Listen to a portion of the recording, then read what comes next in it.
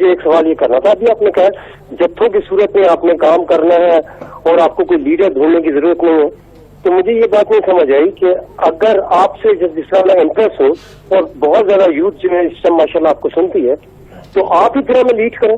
کوئی تو آئے گا جو ہمیں لیڈ کرے گا. آپ جو ہے ماشاء اللہ ہمیں بتا رہے ہیں, تبلیغ کر رہے ہیں, تو کوئی تو جھنڈا اٹھائے گا.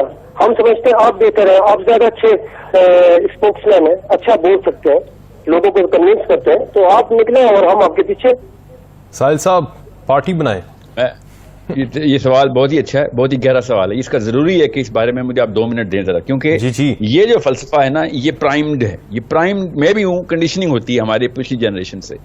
یاد رکھیے گا مسلمانوں کو نئے لیڈر نے, جب میں نے کہا نا میں لیڈر بنتا ہوں یا کسی نے بھی کہا, وہ اس سسٹم سے اپنے آپ کو ڈسلوکیٹ کر چکا ہے. اس کو یہی نہیں, اسلام سمجھ نہیں آیا ابھی. جو بندہ بھی آپ کو کہے گا نا مجھے, میں تمہیں لیڈ کرتا ہوں, مجھے 2 بھاگ دوڑ, وہ آؤٹ ہو گیا اسلام سے, مطلب اسلام کے پولیٹیکل سسٹم سے. ہمارا ایک ہی لیڈر ہے, نہ کسی صحابی نے یہ دعویٰ کیا, نہ ہی کسی اور بندے کو ضرورت ہے. ہمارا لیڈر کا نام محمد مصطفیٰ صلی اللہ علیہ وسلم. اب رہی بات اگر ساحل ادیم کے, یا کیونکہ یہ ایک فارمل آرگیومنٹ پیش کیا جا سکتا ہے کہ آپ نبی علیہ السلام نہیں, آپ نے امتی کے طور پہ نبی علیہ السلام کا مشن تو آگے لے جانے کے لیے لیڈرشپ کا جھنڈا پکڑنا ہے نا. تو the question is, جھنڈا پکڑنے کے لیے بندے کی ضرورت نہیں ہے. ایک اگر ساحل ادیم یہ کہنا کہ میں لیڈ کرتا ہوں, تو سب سے پہلے ساحل ادیم کو اپنے مرنے کے پلان کے فوراً بعد جس بندے نے جھنڈا پکڑنا ہے اس کی پریپریشن بھی ساتھ بتانی پڑے گی. ٹھیک ہے, نبی علیہ السلام نے کر کے دکھایا ہے. ایک واقعے میں 3 4 5 نامینیشن دی ہیں لیڈر کو کہ یہ مرے گا تو یہ جھنڈا پکڑے گا, یہ مرے گا تو یہ جھنڈا پکڑے گا. آپ مجھے یہ بات بتائیں, اس وقت کسی بھی ایک سیاستدان سے پوچھے نا آپ کے مرنے کا پلان کیا ہے, تو وہ آدھے سیکنڈ میں سیکیورٹی بلا لے گا آپ کو کہ یہ مجھے کوئی ٹیررسٹ مارنے آیا ہے. اتنے ڈرتے ہیں مرنے سے. دوسرا, ان کا بیک اپ خود جیسے یہ بنائیں گے, ان کا بیک اپ جیسے یہ ٹی وی میں بتا دیں گے نا یہ میرا بیک اپ ہے, اگلے دن ان کو پتا ہے ان کا فیم فیکٹر 0 ہو جائے گا اور بیک اپ کا ووٹ پڑنا شروع ہو جائیں گے. ٹھیک ہے, اس لیے یہ اپنے سیلف سینٹرڈنیس اور سیلفشنس کے اندر, چاہے پی ٹی آئی ہو, آپ کو بھی پتا ہے, سب کو پتا ہے, 1 مین آرمی کے نام پہ مشہور ہونا چاہتے ہیں, چاہے نواز شریف ہو کہ نہیں جی, یہاں تک کہ وہ اپنے بھائی کو بھی نہیں دینا چاہتا کچھ, اس لیول پہ. اور یہ عمران خان کا بھی حال ہوگا, زرداری کا بھی ہوگا. The only problem that we have to understand is کہ جتھوں کی صورت میں لانے کے لیے ساحل ادیم کی ضرورت نہیں ہے. جتھے کے اندر ہر ماں باپ اپنا اپنا بیٹا والنٹریلی بھیجے گا, اور ساحل ادیم جیسے بندوں کو ضرورت ہوگی کہ بھیا بات سنو, ساحل ادیم نہیں بننا, محمد بننا ہے. اگر جیسے ہی تمہیں پتہ چلے کہ میں نے کوئی ایک کوتاہی کیا, اٹھا کے زمین پہ پھینک مجھے, اور جو بھی میرے قریب کا بندہ لیڈر پکڑے اور اس کے ساتھ بھی وہی سلوک ہو. جیسے کہ نماز میں امام کی وضو ٹوٹ جاتا ہے نا, تو کیا کرتے ہیں لوگ, پچھلا بندہ نماز جو امامت پکڑتا ہے. اللہ تعالیٰ ٹریننگ دے رہے تھے اس وقت کہ کسی سے بھی کچھ بھی بشری تقاضے کمزوری ہو سکتی ہے. جیسے ہی دیکھو, ریپلیس ہم, make sure there is no leader in Islam other than the prophet صلی اللہ علیہ وسلم. باقی سب ٹیمپرری رول کے اندر ایک کیٹلسٹ کے طور پہ آتے ہیں, تاکہ لوگوں کو پتا ہو کہ ہاں جی اس کو ریپلیس کرنا ہے ہم نے, پھر اس کے بعد اس کو ریپلیس کرنا ہے, اور اس کو ہر وقت کوالیفائی کر رہے ہوں کہ اس کے اندر ایک بھی ایسے لیول پہ, پولیٹیکل لیول پہ ویژن کی کمی ہے جو کہ نبی علیہ السلام کے سانچے پہ نہیں اتر رہا, تو اس کو اسی وقت تنقید کریں. اگر وہ ٹھیک نہیں کرتا, اٹھا کے سائڈ پہ, اگلا بندہ وہاں پہ.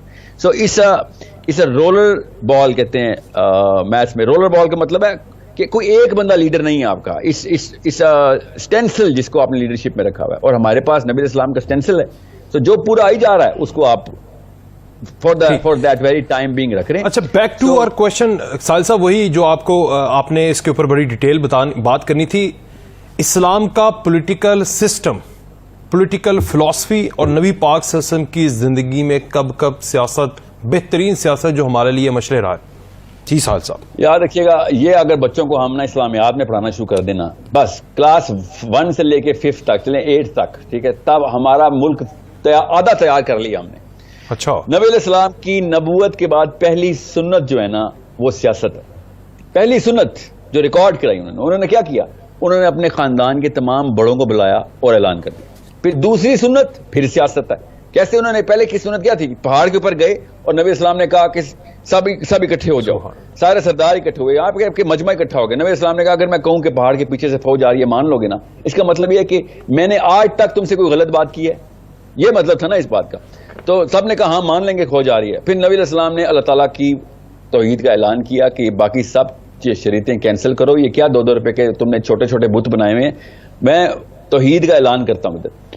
اور کیا ہوا پھر, سردار اللہ کے نبی اسلام کے اگینسٹ ہو گئے. نبی اسلام نے سرداروں کو پے در پے دعوت دینی شروع کر دی, گھر جا جا کے, جتھوں میں بلا بلا کے, سرکل میں, کعبے میں. نبی اسلام نے اگر یہ تبلیغی جماعت کی طرح کے مشن کے اوپر کرتے تو ہم کہتے ہیں نہیں یار اسلام میں پھر 1 on 1 دوستوں کو سرکل بناؤ, پھر اس طرح کرو, کلسٹر بناؤ. نہ, نبی اسلام نے سب سے پہلے, اور ہر نبی کے ساتھ اللہ تعالیٰ نے کام کیا, جا جا کے پولیٹیکل مائٹ کو چیلنج کر. ان ادر ورڈز اللہ تعالیٰ ہر نبی سے کہتے ہیں سب سے پہلا کام سیاست ہے. میک شیور یو انڈرسٹینڈ کہ اسلام کس طریقے سے سنت کے تھرو ہمیں بتاتا ہے کہ جب تک آپ نے سب سے بڑے بلا کو چیلنج نہ کیا تب تک اسلام نہیں آیا آپ کے اندر. جاتے ہی سب سے بڑی, میں اس لیے تو کہہ رہا ہوں کہ سب سے بڑی بلا اس وقت عمران خان, نواز شریف نہیں ہے, وہ بیچارے چھوٹے چھوٹے ٹٹو ہیں اس سسٹم کے. سب سے بڑی بلا یہ سسٹم ہے, اس سسٹم کو چیلنج کر دیں. یہ میرے نبی کی سنت ہے کہ اس سسٹم کے خلاف آپ نے لڑائی کرنی ہے. دیکھیں یعنی کیپٹلزم کو چیلنج کرنا ہے. کیپٹلزم نہیں سر, دس گورننس کا جو سسٹم ہے نا, بیسکلی یہ وہ فلسفہ ہے. جس فلسفے کے تھرو آپ نے ایک چھوٹے ٹٹ پونجیے کو اور ایک بڑے عالم کو برابری کر دی سب سے پہلے کہ تیرا بھی ووٹ اتنا ہی, اس کا بھی ووٹ اتنا ہی. ٹھیک ہے, ایک جاہل کو اور ایک عالم کو, ایک پروفیسر کو اور ایک اسٹوڈنٹ کو, سب کو برابر کیا اور کہا سب کے سب ایک ہی جتنا ووٹ لگائیں گے. ڈزنٹ ریلی میٹر کہ کس کو زیادہ پتا ہے. 18 سال کا لڑکا بھی وہی بتائے گا جو 88 سال کا بابا بھی بتائے گا. اچھا, لیکن یہ وہ والا کنسپٹ تو نہیں, ایک صف میں کھڑے ہو گئے محمود و ایاز, اور آپ کو تو صرف تقوی کی بنیاد کے اوپر ہی برتری ہے نا, وہ اللہ کے ہاں میں ہے, دنیا میں تو سب برابر ہے. یہ بھی تو پریویل کر رہی نا ایک سوچ. جی بالکل, ایک ہی صف میں کھڑے ہو گئے. محمود و ایاز کا مطلب ہے کہ ہم آپس میں ایک دوسرے کو اس بیس کے اوپر جج نہیں کرتے کہ تمہیں پیسے کتنے ہیں. یہ ہے محمود و ایاز کا مطلب. اس کا یہ مطلب نہیں ہے کہ تقوی کے بیس پہ, ہم مسلمان تو جج ہی صرف تقوی کی بیس پہ کرتا ہے. نبی اسلام نے کہا تم میں سے صرف بہتر وہ ہے جو اللہ کے زیادہ جو متقی ہے. اس کا مطلب ہے کہ عام 2 نمبر بندہ پراپر ڈسپلیس کیا جائے گا کہ بھائی تو پارٹ آف دا سسٹم نہیں ہے. اس کو سکہ بولتے ہیں نا, کہ تو ویریفائڈ ہے, تو ویلیڈیٹڈ ہے کہ تو متقی ہے. تیرے اوپر جب ٹیسٹ ڈالے گئے تھے معاشرے میں, محلے نے, علاقے نے, لوگوں نے, عورتوں نے, مردوں نے, تو نے سنت نبھائی تھی, کریکٹر نبھایا تھا. اور ہر بندے کو پتا ہوتا ہے کون متقی ہے. یہ تقریریں دینے سے تو نہیں کوئی متقی ثابت ہو جاتا نا. اب آپ کے علاقوں کے کرتوت بتا دیتے ہیں. صحیح بخاری جب مرتب ہو رہی تھی نا, تو اللہ تعالیٰ کے اس بندے نے, امام بخاری نے, جا جا کے لوگوں کا تقویٰ چیک کیا تھا کہ یہ نہ ہو کہ یہ بندہ فیشن کے طور پر مسلمان ہوا ہو. اس کا تقویٰ ٹیسٹ ہوتا تھا, اس کے علاقے میں جا جا کے پھر اس کے سوال پوچھے جاتے تھے کہ اس بندے کا سکہ ہونا ثابت کرو. ہم کیوں نہیں کر سکتے ایسے؟